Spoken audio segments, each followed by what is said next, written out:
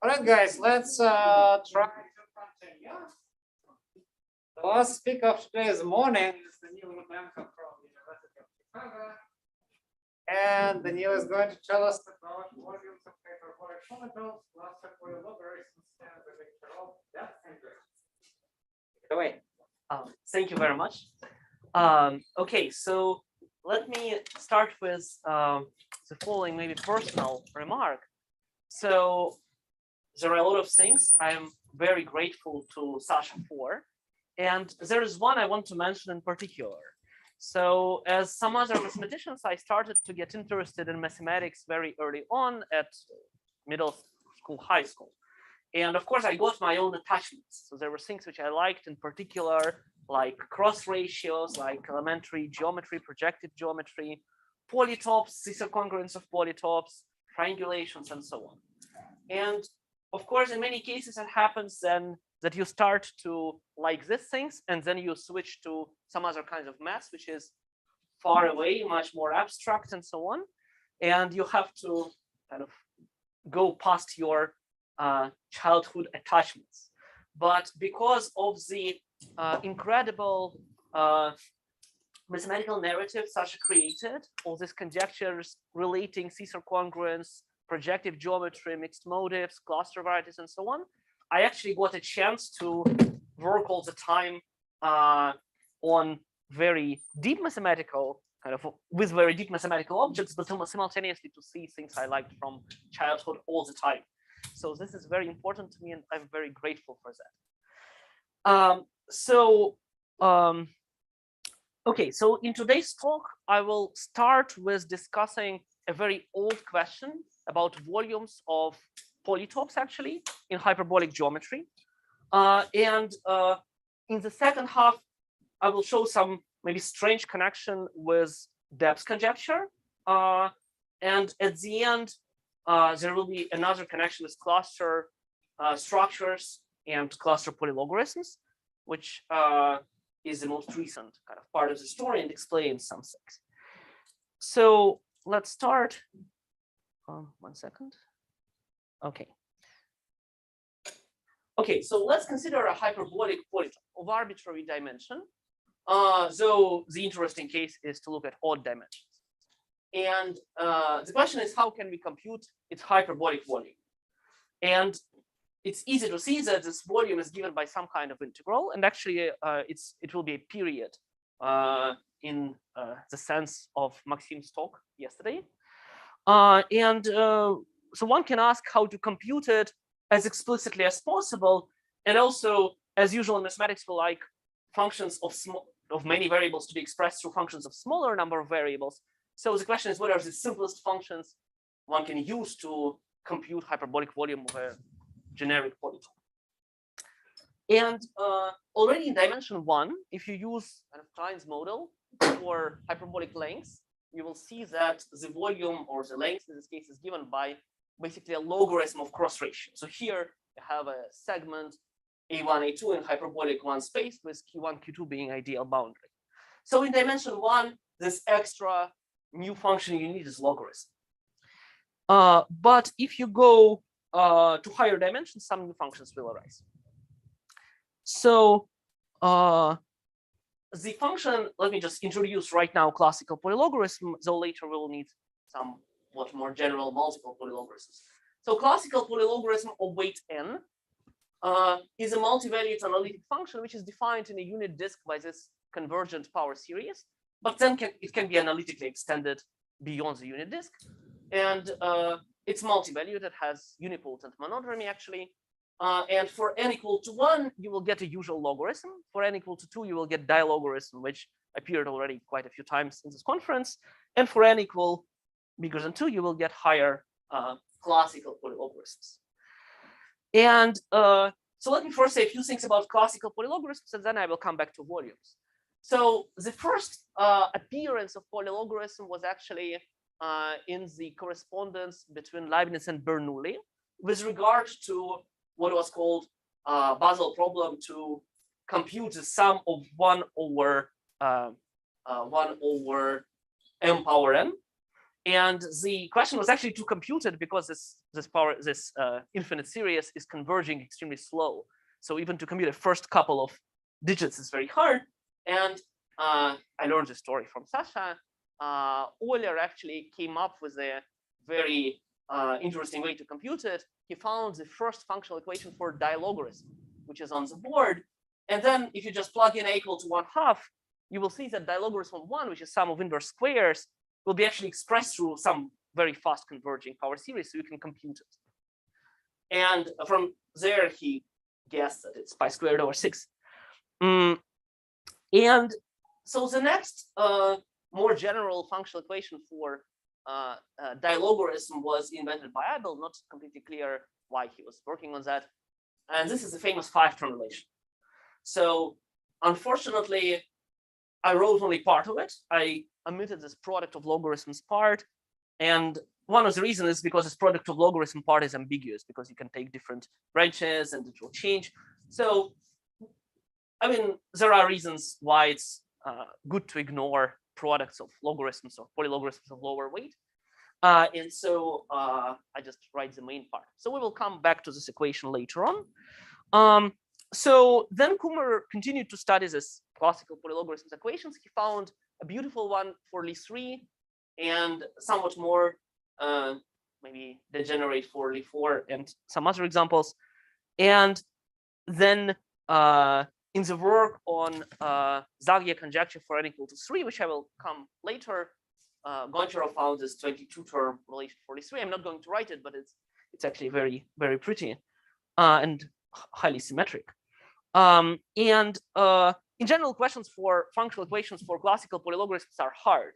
So already for Lie4, the first rather general is huge. It has like 931 terms found with heavy computer-assisted search by Herbert Gangel. So, so classical polylogarism is expected to satisfy many relations, which we don't quite, I mean, we don't understand them at all actually.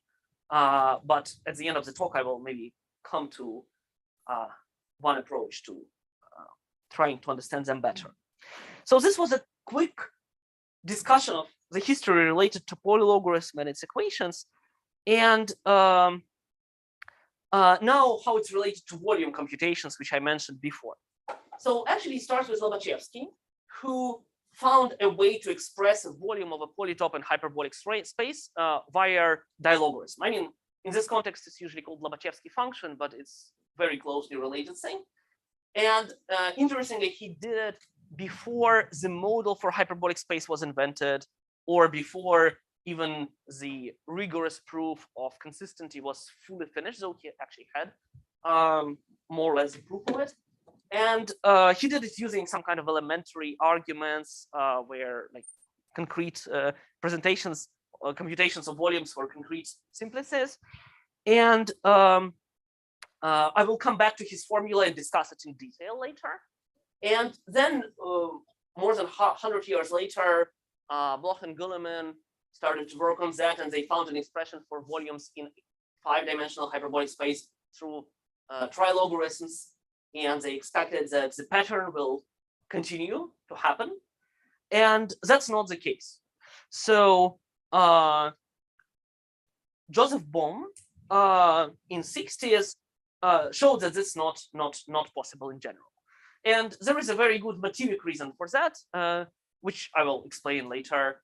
But you need somewhat more general functions in classical polylogarithms called multiple polylogarithms, and I will define them in a couple of minutes. So interestingly, around the same years, Bohm wrote a series of papers where he explained that one can compute actually volumes of arbitrary polytopes through this more general multiple polylogarithms. But this works of Bohm were very heavy computational and somehow were missed by the community. So I think that, I mean, I saw a lot of references saying that it's not known. And to me, it was a big surprise when I, after already this work was finished, came across these old papers of Bohm. So Bohm is, he's alive. He's, I think, exactly 100 years old now. So living in Germany. Okay, so what is my goal in this first part of the talk, which is kind of somewhat, I mean, seemingly not clearly how it's related to clusters and how it's related to polylogarithms, but I will show. So I will give an explicit formula for volume of an order scheme, which is a special kind of polytope, and I will discuss what it is and why it's important. And this will give a kind of another proof of a theorem of Bohm and an explicit formula, because the theorem of Bohm is actually very non-explicit. It just shows that there is some way using modern technology sort of to do it. So, okay, so let's talk for a second about order schemes. So this is coming to this elementary geometry. So order scheme is a polytope, which can be defined as follows. So it's a simplex in any space you like, hyperbolic, spherical, Euclidean, which has the following pattern of faces. So if you look at its faces, you can order them so that consequent faces will have some dihedral angles, but non-consequent will be orthogonal to each other. So the simplest example is, I mean, a segment is kind of a boring, but in dimension 2, it's right angle triangle. So it's exactly 3 sides with this pattern of orthogonality. And in dimension 3, it's this kind of tetrahedra, which I tried to draw, which is this kind of a brick cut by diagonal. And it depends on these 3 dihedral angles, which are alpha, beta, gamma on the picture. And the reason why order schemes are important is because, firstly, if you like algebraic topology, you want families of polytopes so that their faces are polytopes of the same type. And actually, it's true here, and it's not, I mean, it's easy, but not like immediately obvious. But actually, faces of order schemes are order schemes of smaller dimensions. And actually, angles are what's called joints of order schemes of smaller dimensions. So here you can see 4 right angle triangles as different faces of this 3-dimensional order scheme. And another reason why order schemes are important is because they're general enough. So any polytope can be easily cut into order schemes in algebraic way by basically drawing heights. So computing volume of an order scheme is sufficient if you want to show that all volumes of polytopes are expressed through multiple polylogarithms. You can do just order schemes. That's sufficiently general. And actually, that is what Lobachevsky did. So Lobachevsky found an explicit formula for volume of an order scheme.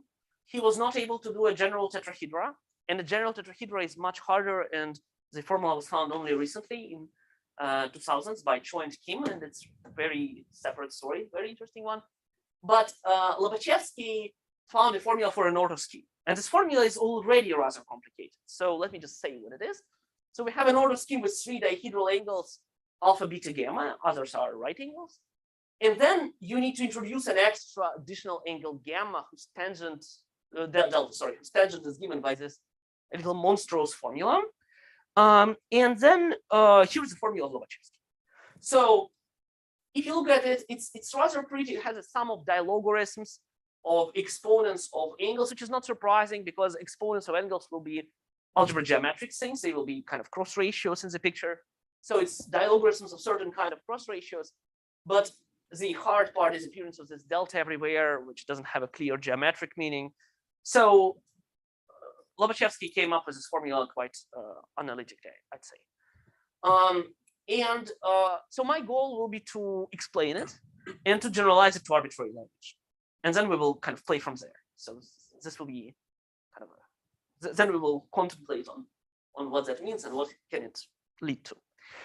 So okay.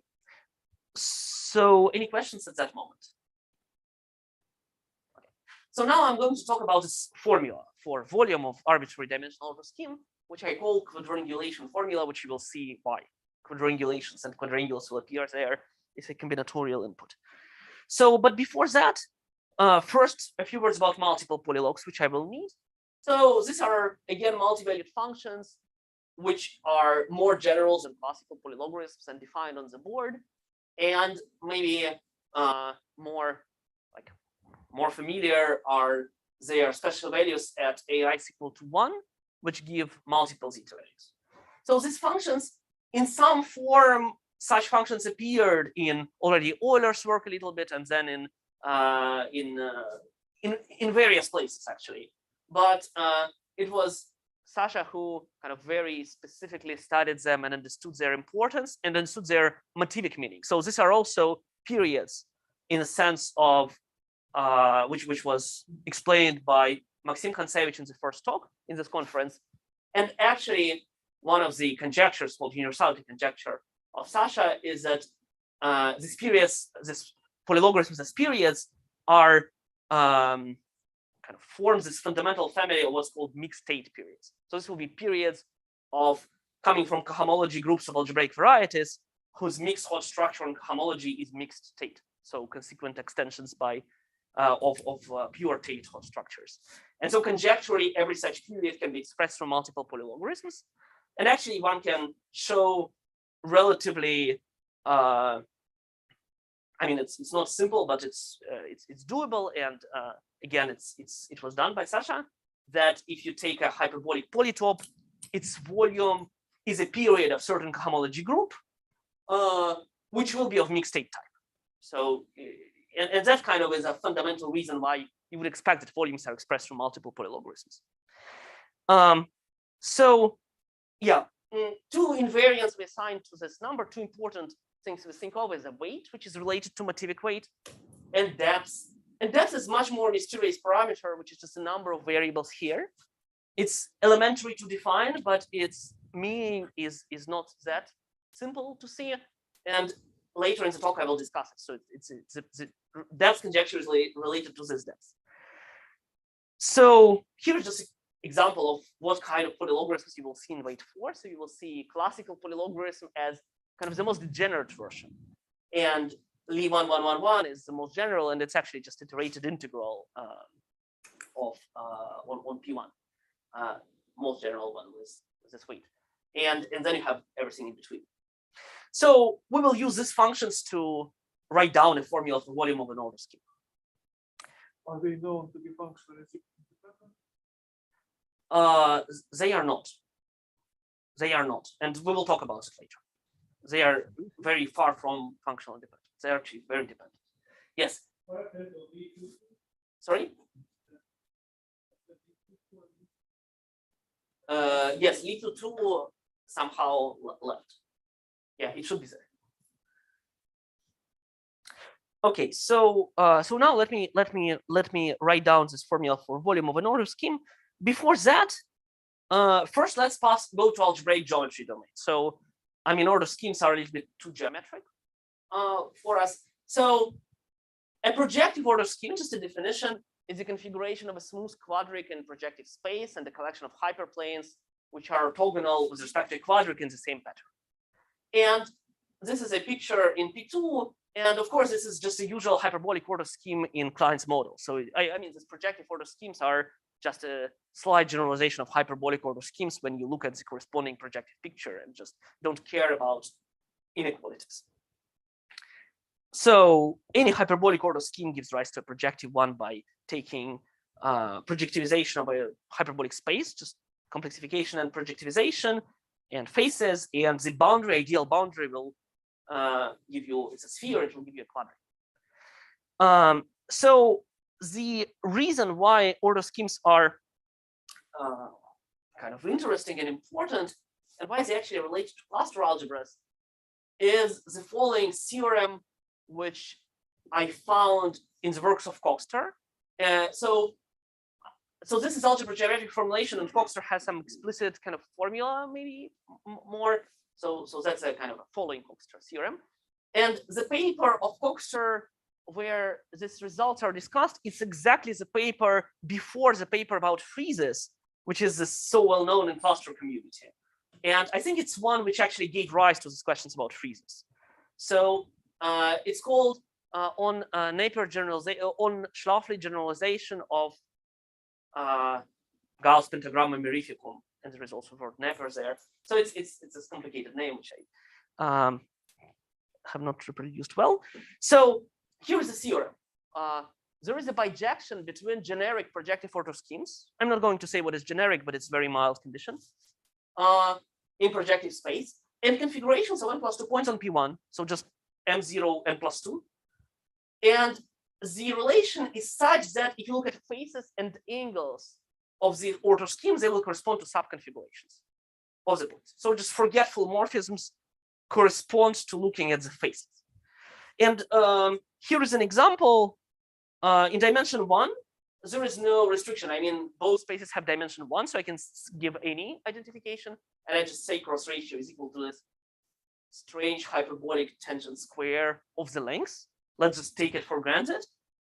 And then in dimension 2, the theorem predicts what should happen. And that's actually a famous Gauss pentagramma mirificum.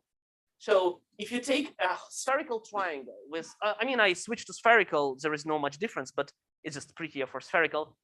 And you take a spherical triangle with sides ABC, angles alpha, gamma, and pi over 2, then you can, there exists a unique configuration of 5 points on P1, such that the cross ratios of these 5 points taken in this order are actually this minus tangent squares of angles or lengths of edges. Sometimes you need to flip them by pi over 2, which is a minor change. Let me just say one kind of funny thing, which for me was a big surprise. And it is that if you take cross ratios, there are, of course, 6 different numbers you can get if you change the order. And let's imagine your cross ratio equal to minus tangent squares A.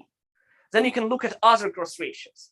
And it's an easy exercise that you will get all other trigonometric functions. You will get secant squared, cosecant squared, sine squared, cosine squared, tangent, cotangent squared. So it's just kind of interesting that this identification is equivariant with respect to, I don't even know, like changing of notation in textbooks. So, okay, and so this is dimension 2, and the statement is true in all dimensions. So, yeah. Beta is A, beta, C, alpha, B. Yeah, sorry, this should be, the beta should be gamma, thank you. That's an angle. Okay, so let me now, I will explain a proof of the theorem. So basically give an explicit construction, which is completely elementary. So I want to do it. And it was inspired, Volodya Fok kind of gave me a hint where to look at. So we have a configuration of n plus 2 points on P1, and we think of these points as lines in a 2-dimensional vector space. So let's think of this 2-dimensional vector space as symplectic space, algebraic symplectic space with a form being area form. And then the lines are Lagrangian subspaces there for trivial reasons. So then I need a vector space of dimension n, and my space will be the space of vectors going along the lines with the property that the sum of vectors is 0. It just clearly has dimension n. And then here is the result. So for every triple of vectors, I can associate a line in the space, which is just configuration of vectors which have non-zero coordinates only in the 3 lines. And it's of course one-dimensional, because if you fix 3 lines and look at vectors going along them, I mean, every vector defines as 2 if you take the sum equal to 0. So it means that every triple of points gives you a line, and in this picture you have this polygon and you have triangles, and each triangle, I think of it as kind of being cyclically oriented, and each triangle gives you a line in the space E. So here is the theorem. There exists a unique quadric in projectivization of the space, So that two lines corresponding to triangles are orthogonal if and only if the corresponding triangles have no common interior points. So if you look at this convex picture, so I drew two triangles which overlap by interior points. The lines are not orthogonal. But if you take two triangles which don't overlap, like a triangulation, for instance, you will get a decomposition of your space into four orthogonal lines. So complete orthogonal decomposition. So we have this kind of a stash of polytopes sort of playing out here as different orthogonal decompositions of your space. So this construction, yeah, and the quadric is given by an explicit formula. You take just some overall pairs of vectors in the order I less than j of the areas between these two vectors, which is a symplectic form. So this gives you out of a two-dimensional symplectic space with a collection of Lagrangians, in this degenerate, very trivial case, a quadratic space. So in general, similar construction works for arbitrary symplectic vector space and arbitrary cyclic collection of Lagrangians. It was invented by Kashibara under the name kind of algebraic version of Maslov index. And actually, Sasha Belinson at some moment found a beautiful construction of this quadratic space using perverse sheaves. So you can sort of construct a certain constructible sheaf on this polygon, and its cohomology will give you this quadratic space. So I mean, there are different ways to think about it. Then, so here is a way to get an order scheme. So we take this configuration, we take this space, and I just take its dual. I take this quadric, and then let's look at this so-called, I mean, let me call them ears. So ears are these triangles which are just attached to the boundary.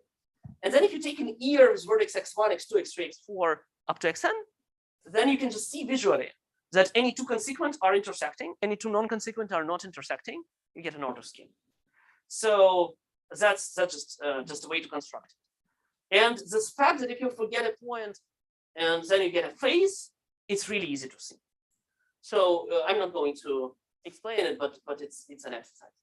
And so this gives you this Coxeter's correspondence.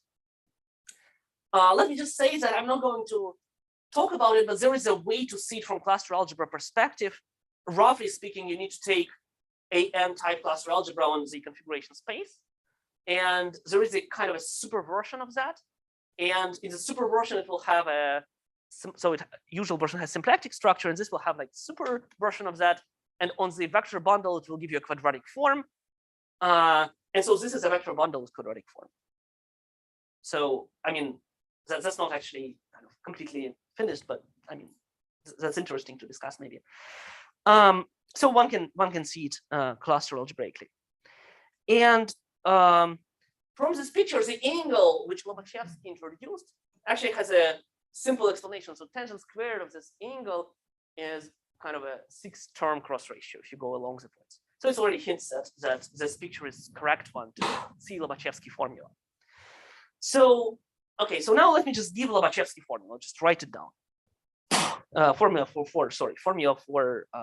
volume. So for this, yeah, so now it seems that maybe the problem is simple because we are computing a volume of a polytope which depends on the configuration of points on P1. So it's well known that volumes of polytopes are iterated integrals. And so one might expect that they're just expressed through iterated integrals on M0n, which are very well understood iterated integrals.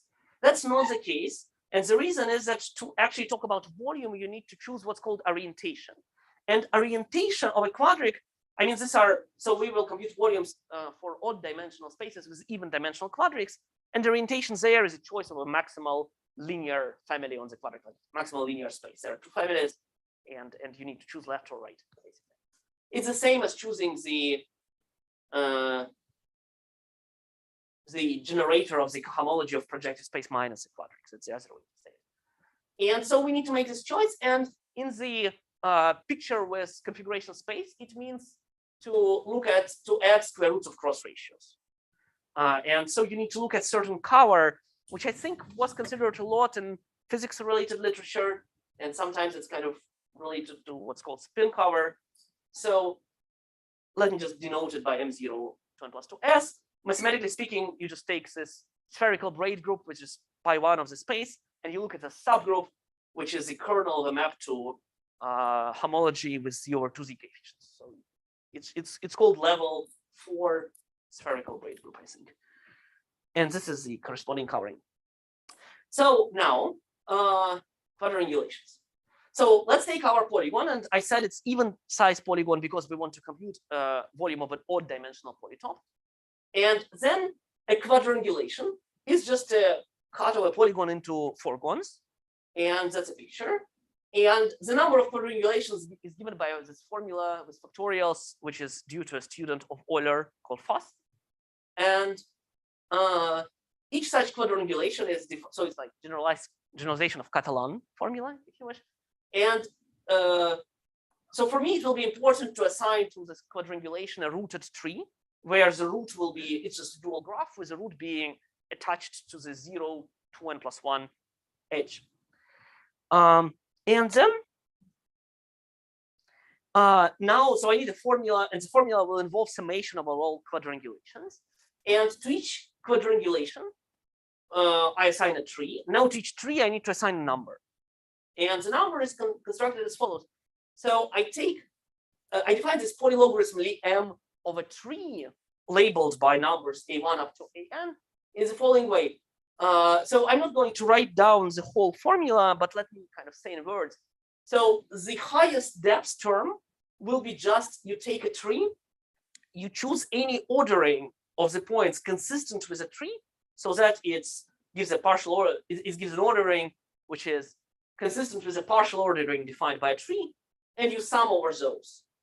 And then this is the highest depth case, but then there are lower depth corrections.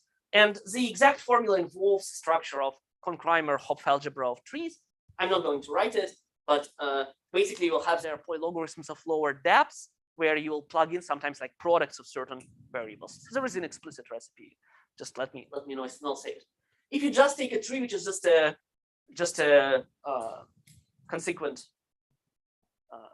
AN type, then it's just classical polylogarithm, and you have this X index M, which will play a role later, which is just the construction depends on it.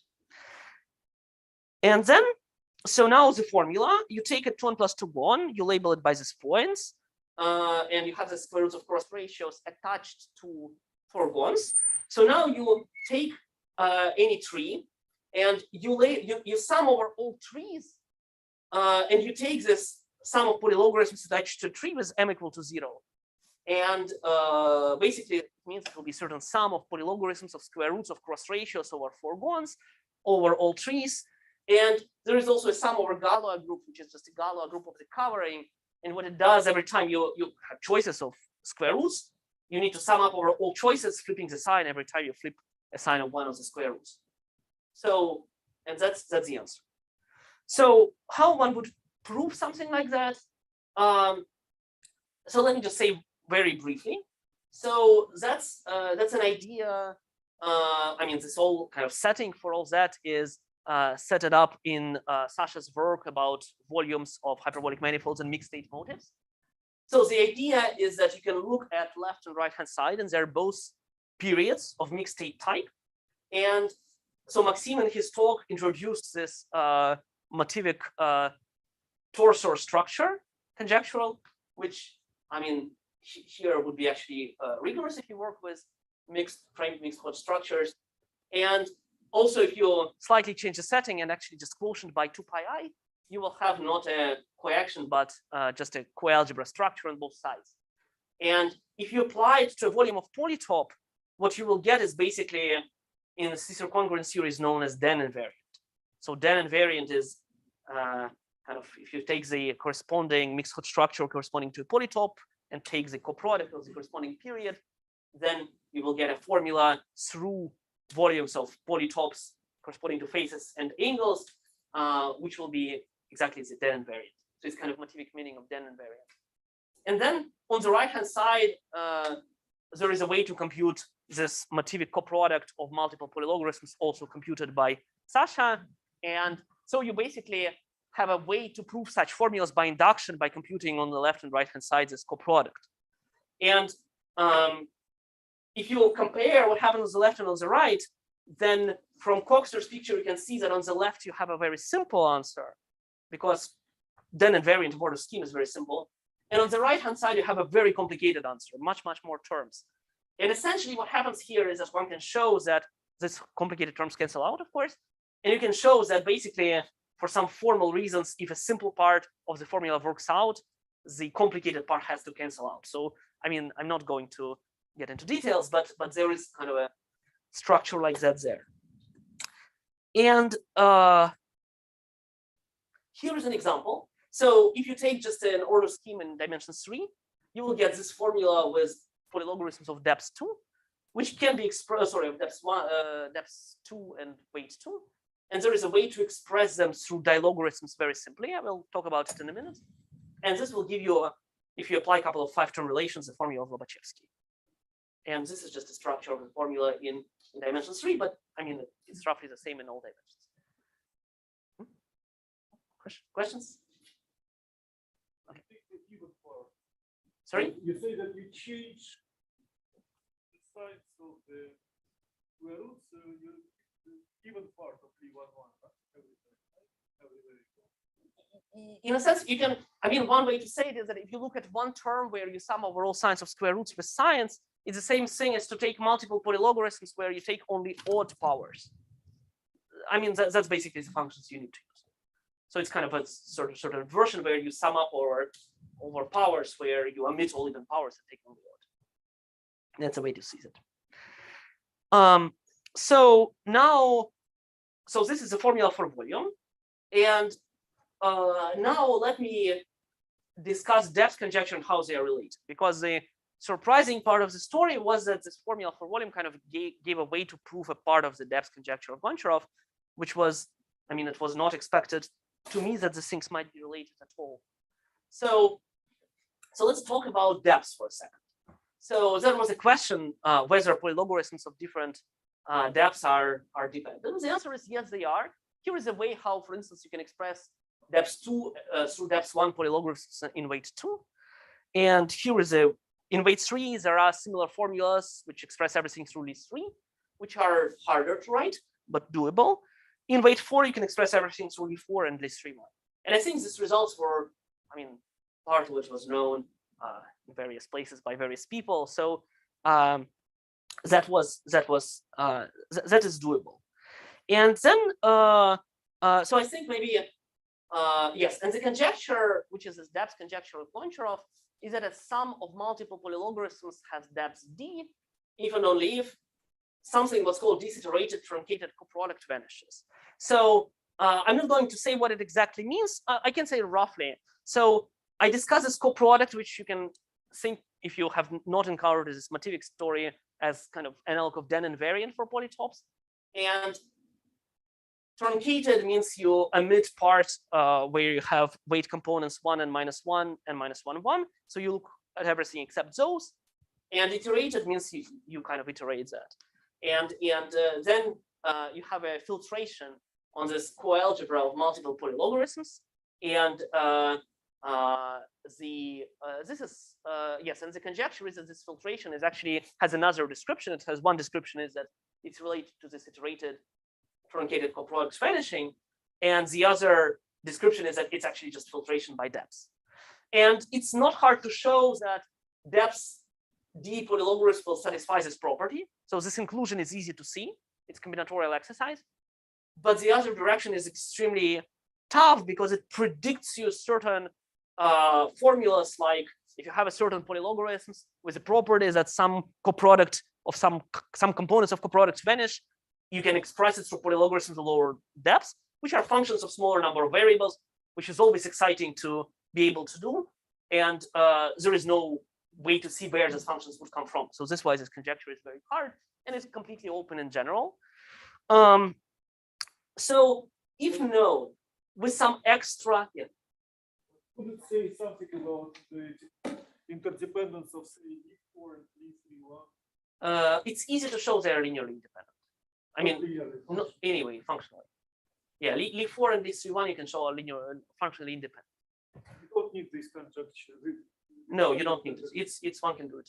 I think one can do it directly using coproduct. So it will have two corollaries. Let me say very briefly. So one is that if you take volume not of a hyperbolic polytope, but a manifold, which you can just dissect in any way into polytopes, then it will have this property. Actually, all truncated coproducts will vanish. And so conjecture, you can express its volume through classical polylogarithms.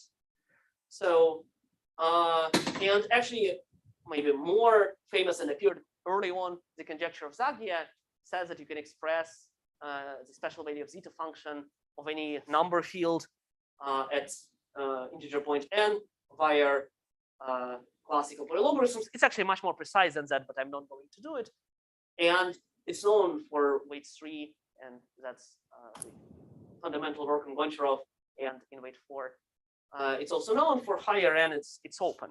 And it's not exactly, it would not exactly follow from the depth conjecture, but they are very tightly related, and the depth conjecture would probably be the hardest part of this result.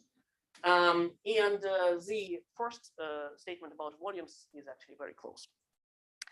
So yeah, the first statement is the idea is that, yeah, so you have then invariant which vanishes for hyperbolic manifolds. So that's why you kind of expect coproduct to vanish. But if coproduct vanishes, any components you like also vanish. In particular, this iterated coproduct, truncated coproduct also vanishes. So you expect that you can express this through classical polylobes. So one feature of the depth conjecture, which was pretty surprising for me, is that if you take depths less or equal than half of the weight, then the criterion is void. So this iterated coproduct will vanish tautologically. There is nothing to check. And so it means that all polylogarithms should be expressed through depths being less or equal than half of the weight, which is the case up to weight 4. And actually, I think I didn't know about that, but it was known before this work. Stephen Charlton, I think, expressed in his thesis the same thing in weight 5. But for higher weight, it was not known and very far from known. I mean, the only way which was, I mean, I was aware of that you can reduce the depths by 2. And this is a factor of 2. So the theorem I want to talk about is that multiple polylogarithms of weight n can be expressed via polylogarithms of depth n over 2, which gives this kind of unobstructed part of the depth conjecture. And the proof, which I will sketch now, is actually based on the Lobachevsky formula. So in a sense, Lobachevsky formula, if you just like write down something very analogous to it and simpler, you will get an explicit proof by formula of this conjecture. So it's like proof by explicit formula. So I don't understand philosophically why that happens. So here is the thing we will do. So let's take this configuration of points and let's define what I call quadrangular polylogarism, which are defined in absolutely the same way as in the volume formula, except I don't take square roots of cross ratios. I mean, in general, plugging in square roots of cross ratios and polylogarithms and some sort of bizarre activity from the usual perspective.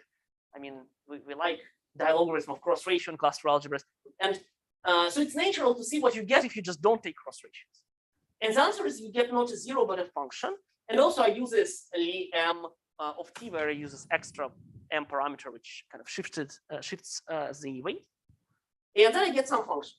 Let me call it quadrangular polylogarism. And I claim that it has a very good properties. So first, it has weight m plus m. For you can take any m and you'll guess higher and higher weight, but the depth is fixed.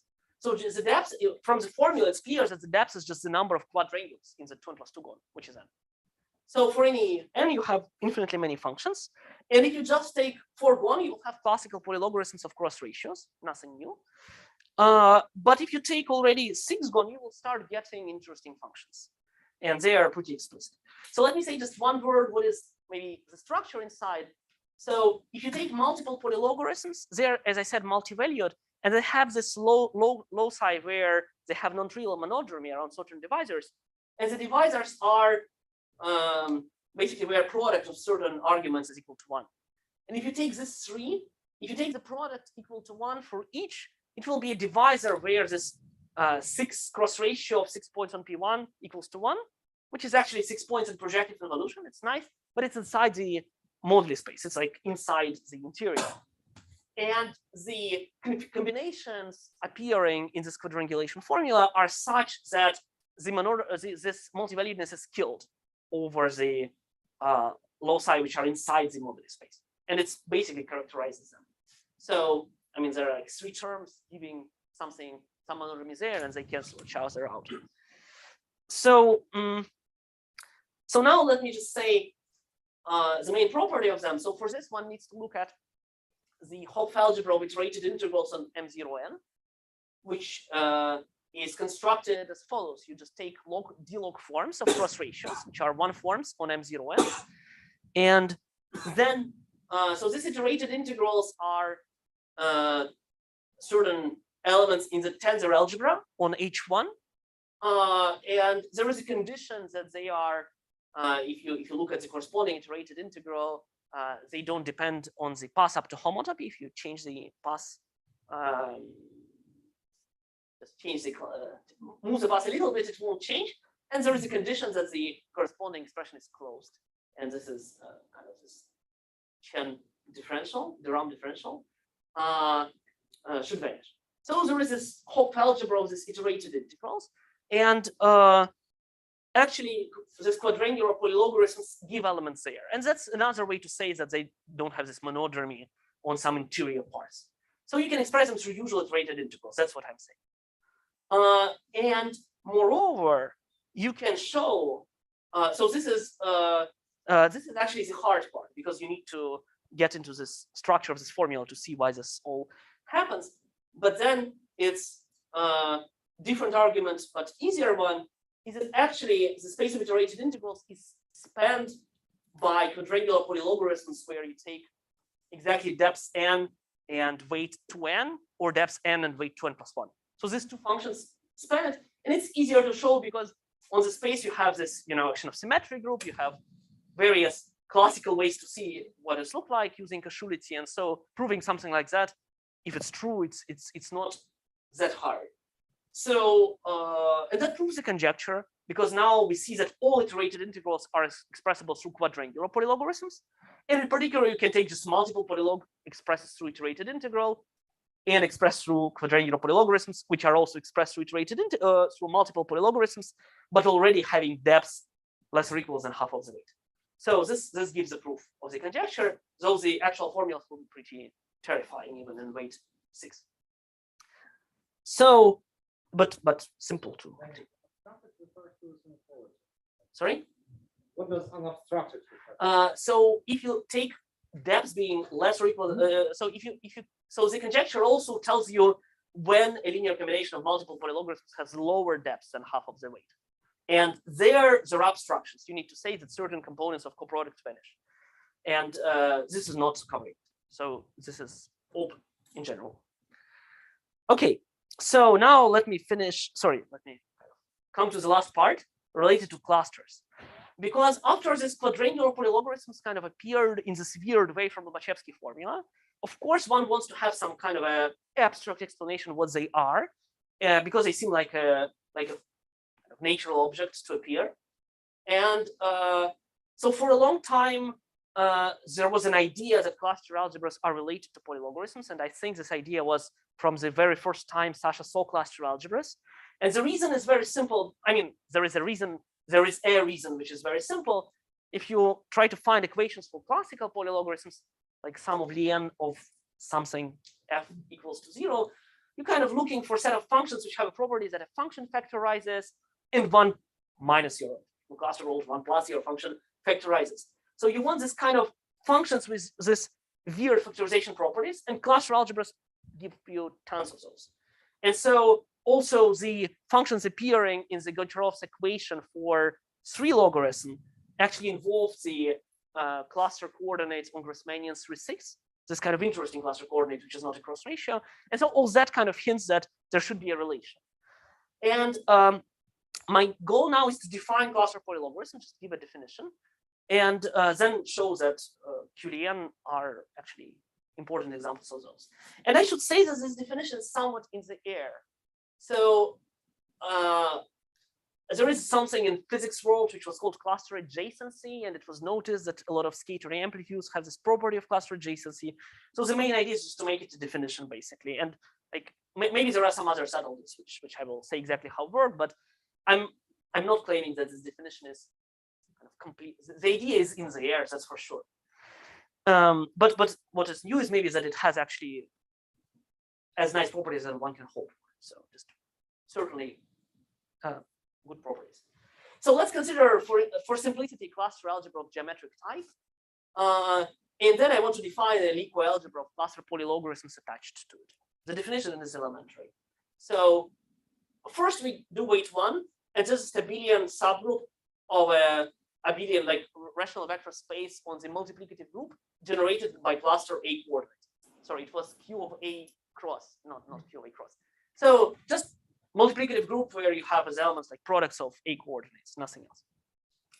And CL2 will be a subgroup. So we are constructing Lie algebra. So it will be the subgroup of which two CL1 generated by elements X, which 1 plus X, where X are cluster X coordinates.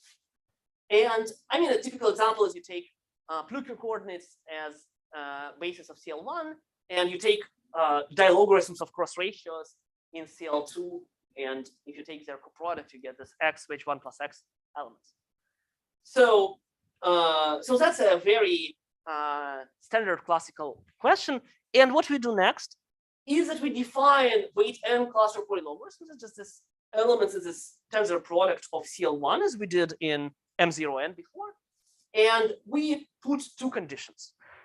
So in physics world, people call it symbols. So, and we put two conditions. First, cluster adjacency. So elements in one tensor product should be all appearing in one cluster. So there exists a cluster containing all of them for each such element appearing. And the second condition is integrability. And it's just the fact that if you take two consequent elements and wedge them, you will get into this space with CL2. Just small remark is that this integrability is kind of, you also want it to happen in a cluster way. So the dilogarithms appearing are actually dilogarithms of X coordinates. You will get a different object if you just take actually integrable symbols. So one should be careful here. So that's a simple definition. I mean, of course, you get symbols to actually get functions. I mean, one would conjecture that there are actually canonical functions giving you that, but I mean, let me not, I have not yet understood whether such thing is provable or in all cases, I actually have usual polylogarithms. So this part is actually, so I will now mention, so this last part about cluster polylogarithms is a joint work with Andrei Matvieevkin, who created tons of software to compute all that. So the theorem is as follows. So let's take M0n with a cluster structure. So that's cluster algebra of finite type an minus 3. And then the statement is that actually this QLi polylogarithms, if you take ordered variables in the same order, they span the space. So they span it, and moreover, they almost don't satisfy any relations. So so first I give the formula for dimension of the space, which is on the board. And then I will say about relations. So with the dimension, it's also interesting. So if you look at just all iterated integrals on M0n, when weight goes up, their dimension is growing exponentially. Even on M04, you have the dimension is growing like the dimension of the Lie algebra on two generators, Lie algebra on two generators. If you put this cluster adjacency condition, it drops and it becomes, I mean, it's given by this formula. And what it means that it basically grows with weight for a certain time, and then it stabilizes. So for n bigger than the rank of the cluster algebra, it stops changing. So you will not see new functions. And that's a feature which we saw in all patterns we have observed with cluster polylogarithms in all cases we looked at, which were not too many, but some I will mention. And let me just say that, yeah, so this is an observation. And we were able to kind of compute it on AN and prove everything on CN also because CN are just 2n plus 2 points in involution. And there you can apply all the same techniques. So, and also we did some experiments on Grassmannians looking at Plucker clusters, just clusters containing only Plucker coordinates. And up to Grassmannian 4.8, we saw absolutely the same behavior that this dimension of the space stabilizes. And also most of the functions come from cluster subalgebras, and only very few new functions appear, 1 or 2 in each case. So it seems like a general pattern. And again, one can study it for any cluster algebra, take any part of cluster algebra you want, just put this restriction. And so far we had this stabilization phenomena happening all the time. Also, there are a lot of examples of cluster polylogarithms appeared already, or rather appear. So there are examples of something interesting appear, which you can show to be cluster polylogarism. So one interesting example is that there is this work, there is this construction of Mativik Chern classes. I mean, it's not completely finished, but there is a formula which Sasha found, very simple and very beautiful formula for a symbol of Grassmannian polylogarism, which is expected to satisfy nice properties and give you a Mativik Chern class. And one can show that it is a cluster polylogarism in a sense that you can find a cluster polylogarism on Grassmannian, and if you alternate it over the whole permutation group, you will get exactly that symbol. And the formula is very simple for it. So I would expect that. Sorry? Cluster structure is destroyed by permutation. Exactly. But you have a function satisfying all the functional equations you write, and it's cluster polylogarism. But then if you alternate it, you will get your formula. So your formula is an alternation of a cluster formula. And the cluster formula is like 2 lines to write, so it's not hard at all. And I would expect that, I mean, one can start to looking at different kind of settings, different groups, different homology classes, and I think that there should be quite a general story there, so it's not even started to be investigated. Actually, on Grassmannians, up to Grassmannian 4.8, all cluster polylogarithms come from those. So, I mean, or slight generalization of those. And also there are, of course, examples in physics coming from scattering amplitudes, and I'm not going to say much about it, but as far as I understand, at least on 7 points, certainly the corresponding function is cluster polylogarism, and I think it should be maybe in some generalized sense true generally. The problem there is that a lot of times in physics square roots start to appear, but it might happen that this kind of volume of order scheme story, it also gives you square roots, so it might be that there is some general story there. So there's some kind of notion of cluster polylogarism which will cover that. So last thing is that actually one can write down all relations between quadrangular polylogarithms on M0n. And actually there is just one relation in each weight, and this is the relation. And it looks exactly like 5-term relation because you just take now in weight. So you can do it for any pair n and bigger n, but interesting case when they are different by 3. So if you take 5 points and 2 logarithm QD2, then you will get 5-term relation. And if you do Q63, you will actually get both equations of Kummer and Goncharov after like tiny degeneration argument. So, and of course, I mean, you take this equation and then you express each term through this quadrangulation formula, and then you get an interesting equation.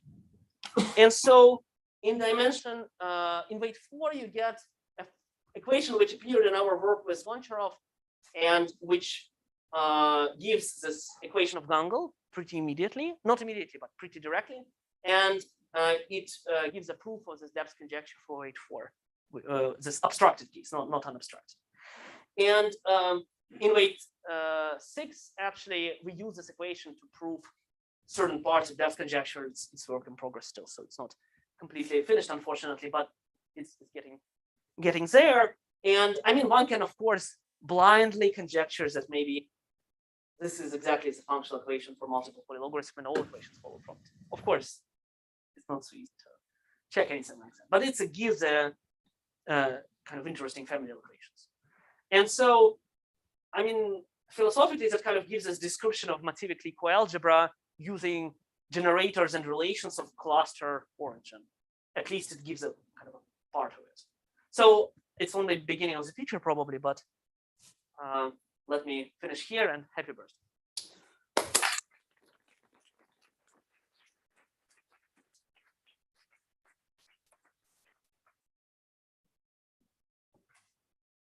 Are there any questions?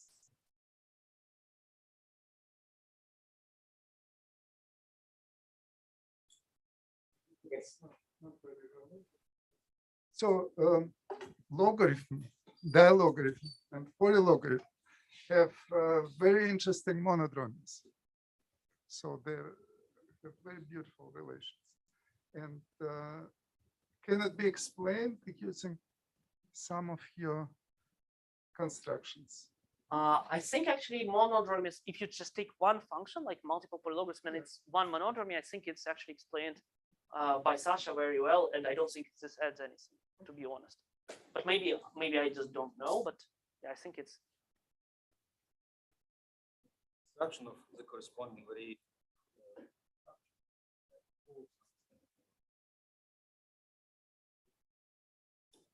Folks, are there any further questions? For the dilogarithm, one way I always thought about the dilogarithm in the context of this cluster stuff is that it lets you construct, as Sasha explained, a line bundle, like a natural line bundle over the cluster variety. Is there some similar kind of geometric object that that you construct using these higher cluster polylogarithms? That's a very good question, and the answer is I don't know. I certainly expect one to be, but that's something to discuss. I think very. I mean, it's certainly worth discussing. So there should be. I mean, some kind of chunk class of some bundle, yes. And also, I should say that even for this quadrangular polylogarithms, there is no geometric description of the corresponding mixed structure. It exists for this volume. Like odd counterpart, but for quadrangular polylogarithm, I don't know, and it should exist. It should be rather simple, I think, but it's just not yet was not yet found.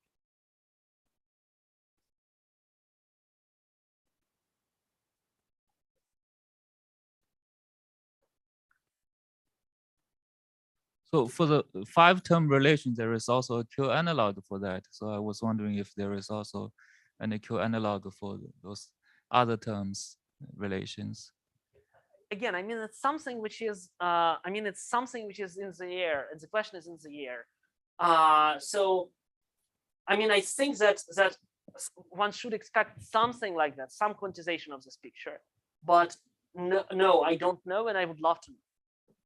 So, now, I mean, you can write down on this cluster polylogarithms, and there are some, as far as I understand, there is a version to write down some non-commutative version of polylogarithms. But to relate them and to understand their role, yeah, this is not known yet, I think, at all. Maybe Sasha has something.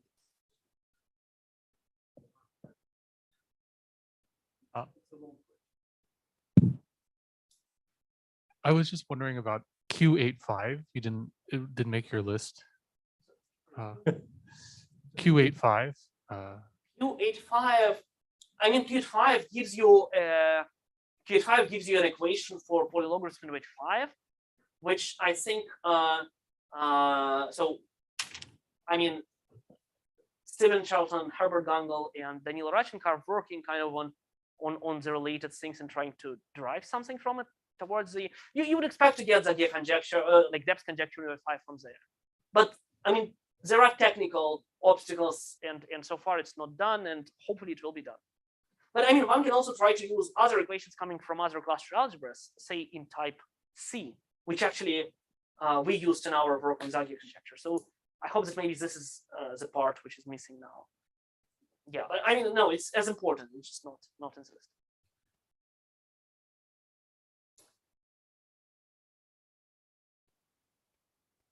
More questions? I have a probably very stupid question. So why in the formula only the even number of configurations of points? How about the odd ones? Sorry. Can you repeat this again?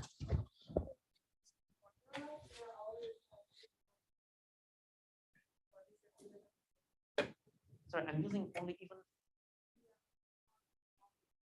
So the problem is that all these quadrangular polylogarithms exist only in even world, and the reason, I mean, the silly reason is that you're cutting polygon into formals. Frankly speaking, I don't quite understand why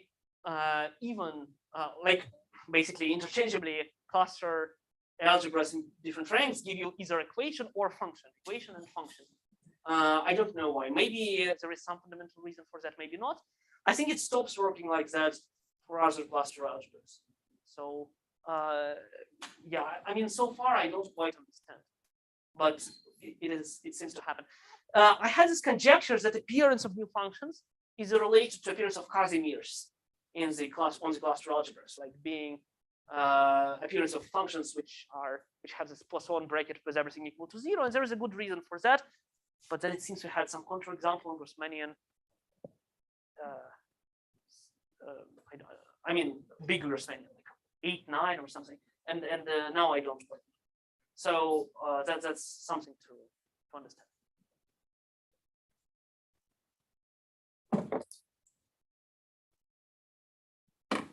Okay, then let's thank Daniil again.